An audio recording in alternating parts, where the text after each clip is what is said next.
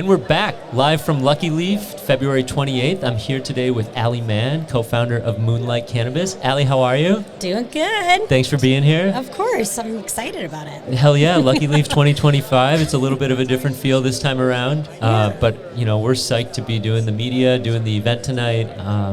Tell us a little bit about how you founded Moonlight Cannabis and kind of like, it's not your first job, so tell us a little bit about burnout, a little bit about man, I wish I could just do my own thing. How did you decide to start a brand? Right, burnout. What's that? So I've always kind of been entrepreneurial. I didn't realize this about myself until I kept getting fired because my personality was too big. Yes. Yes. But I decided to just do marketing, consulting, and freelance and help people with basically anything that centers around writing. Yeah. As my 9 to 5 for the past 6-ish years. Okay. But the cannabis side of things, I've been a user off and on since high school. Sure. And my co-founder, my husband Carter, and I, after college, we moved to Denver for 10 years. Okay. And we lived there when rec went legal. Oh yeah. So we became very accustomed to Cannabis. stopping at the dispensary right. and picking up what we needed for the weekend. And after we went to the gas station, right, or whatever. Sure. Going to the store. Yes. And then we got married and had babies and came back to Minnesota. What year did you get married? By our families. 2013. Oh my gosh. So it's you guys are over a decade in, huh? Oh, we've been together for 20 years. Wow. High school sweethearts? College? Yeah. College. Okay. College sweethearts. Hey, that's cool. That's how my brother and his wife are. It's crazy to think how long it's been. It's insane. Where'd you go to school? University of Minnesota. Yeah, you're Golden Gophers. Oh, yeah. Okay, right on. Love it. Great basketball program. Oh, yeah. Yeah. And great journalism program. Did you go there too? No, I was nearby. I went to St. Thomas. Oh, okay. Yeah. Yeah. But I'm just joshing you a little bit. Yeah, I loved it there. No, I loved college. Yes, I loved college too much. Same. Definitely use some cannabis there for sure too. So Denver. Yep. And did you enjoy living in Colorado? Oh, we loved it. Yeah. I don't think we would have come back if our family wasn't all here. Yeah. Because it's just such, we met we were there in our 20s, right? So we had the time of our lives. Mm-hmm. We made wonderful friends. Nice. We were able to buy a home and start our life there. Oh, and cool. it's just really the weather is you can a golf lot better. and go skiing in the same day. Literally, yeah, yes. That's yes. awesome. We loved it. But, we're family people. Sure. And absolutely. we have 2 boys. Okay. They're 9 and 7, and we wanted them to be by, Mom and grandparents, dad, aunts, uncles, the whole thing. So, jumping ahead a little bit, how do you think your kids will learn about cannabis compared to how we learned about cannabis through the DARE program? And do you think there's an opportunity for the next generations to realize that it's not as scary as we were led to believe? Yes. And, to be honest with you, I'm former DARE president. Jeez. I promised I would never do drugs and be a famous basketball player one day, so those dreams haven't really panned out. Both of them? Neither. Okay. But that said, yes, we were taught it's very bad. You do it, right. When you're at a party. But with our kids, honestly, they already know. Right? Okay. They kind of already know. Yeah. Just because I'm just that kind of person, Carter and I both, very open. I've made sure they know all about the women's reproductive system and PMS, and cannabis, right? Sure. I want them to know that, because it's the same as if they see me drink a glass of wine. Yeah. Right? It's not like for I'm them. Lighting up in front of them, but they know we do a business that has stuff that helps people feel better, but it's for grown-ups, right? Sure, So we're open about it. I don't think they would recognize the word cannabis, but I do believe as the years go on and it becomes more legal and we're able to research it and use it for medicine and healing, hopefully they start educating about it. Yeah, kids younger. have endocannabinoid systems too. Exactly, mm-hmm. exactly. Yeah. So I think there's opportunity, and I do believe it will go that way. If we can help it. Yeah, right? absolutely. So fast forward, you came back to Minnesota. When did you start to get the idea for Moonlight? So the idea started percolating maybe 4 or 5-ish years ago. Okay. We've been back now for 9. Okay. So halfway through our time home, and mainly because cannabis wasn't legal when we moved back. So it was getting it was not as easy as it was, or legal, right? Yeah. Of course.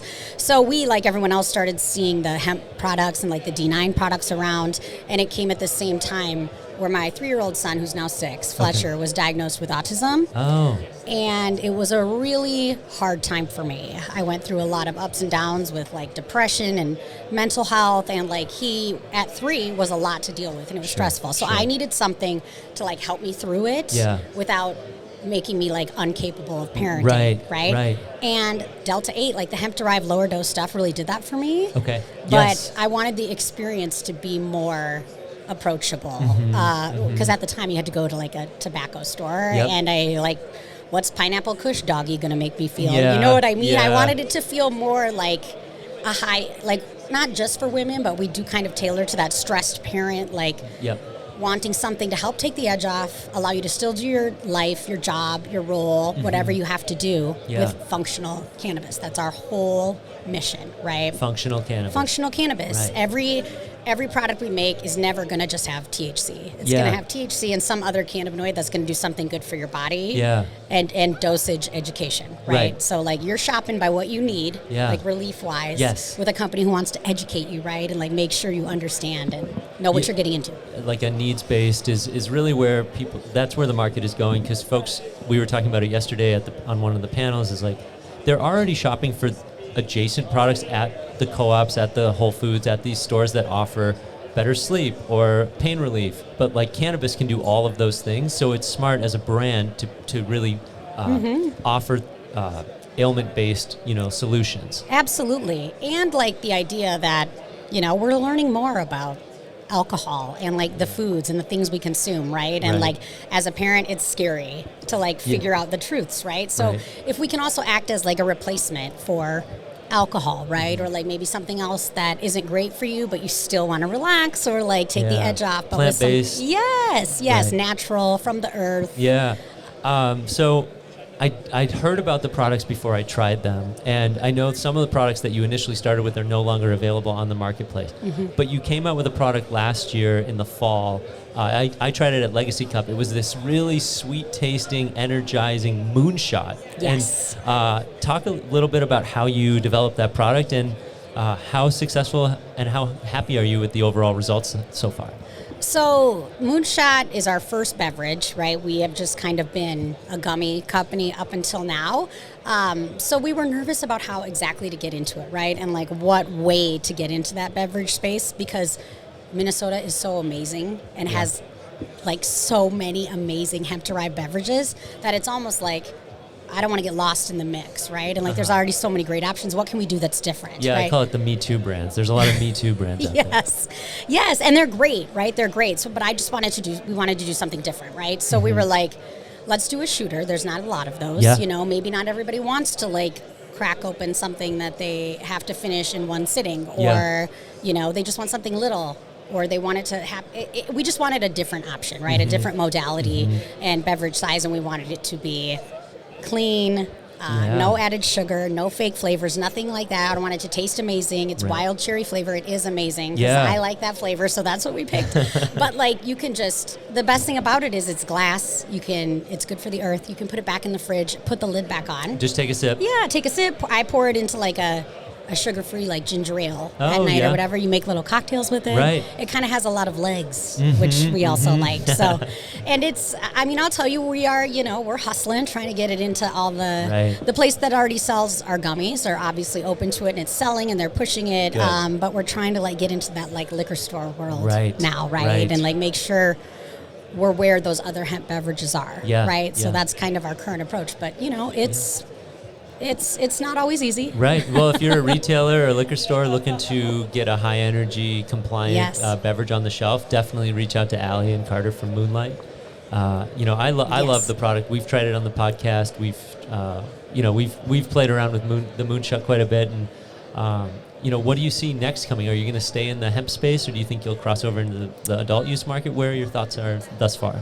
We definitely will stay in the hemp space. But we are also going to add cannabis products, right? So our whole approach is like, this hemp market is so vast, and the opportunities, right, to like reach customers in other parts of the country, and like have an e-commerce business. Yeah. That's what our brand is all about, right? The easy education, accessibility. So we're going to stay in that market, right, and continue to grow those products. Okay. But we want our brand to have a presence in the local Minnesota dispensaries too, right? Sure. And our, as we lovingly call them, our Moonies, right? And our customers, they're going to want to see us at a dispensary, so we want to have products there. So you have a product. You have products in Island Pagey, right? Yes.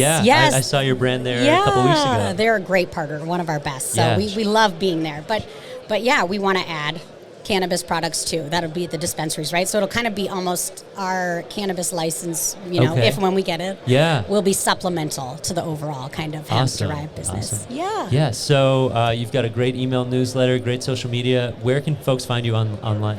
So we have a website, just straight up moonlightmn.com, and we're on the socials. You can find us on TikTok and on Instagram at Moonlight Canna. Okay. You'll know it's us because our profile pic is a little pink moon.